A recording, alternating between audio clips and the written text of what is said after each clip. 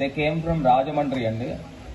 So మనము ఇక్కడికి వచ్చిన స్టూడెంట్స్ కానీ అన్ఎంప్లాయిడ్ యూత్ కానీ మనం మాక్సిమం ప్లేస్మెంట్ ఇచ్చే బాధ్యత తీసుకోండి. మనం ఏదైతే హోర్డింగ్ లో వేసామో 5,000 జాబ్స్ అని, ఎవరైతే స్టూడెంట్స్ వచ్చారో మాక్సిమం అందరికీ కూడా జాబ్ ప్లేస్మెంట్ కల్పించే బాధ్యత తీసుకోవాలి.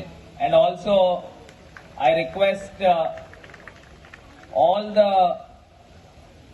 people who displayed their stalls, who came from different companies, the representatives, I request you all,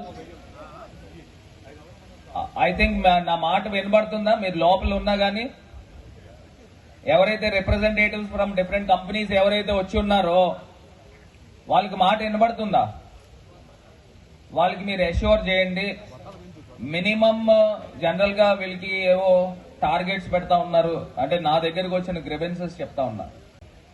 ఇవాళ డాక్టర్ వృత్తి కూడా చూసినట్టయితే కార్పొరేట్ హాస్పిటల్స్ ఇలా రకరకాలు రావడం వలన వీళ్ళంతా కూడా ప్రజలకి, పేద ప్రజలకి అందుబాటులో ఉండడం తగ్గిపోతా ఉంది.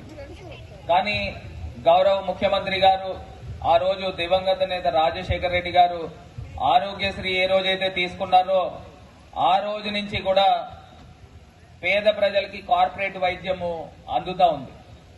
దాని పరంపరే ఇవాళ ముఖ్యమంత్రి జగన్మోహన్ రెడ్డి గారు కంటిన్యూ చేస్తా ఉన్నారు.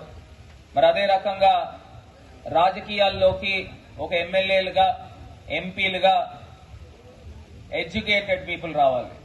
దట్టు ఒక డాక్టర్ ప్రొఫెషన్ లో ఉన్న వ్యక్తి ఒక పార్లమెంట్ మెంబర్ అయితే ఆ వృత్తికే బన్నె తెచ్చే విధంగా మరి పని చేస్తారు. కాబట్టి ఇవాళ డాక్టర్ గూడూరి శ్రీనివాస్ గారిని వైఎస్ఆర్ కాంగ్రెస్ పార్టీ, అంటే నేను present MP, so sir future MP కాబోతారని మరి తెలియపరుస్తూ నేను వారి యొక్క సందేశం ఇవ్వాల్సిందిగా కోరుతా ఉన్నా.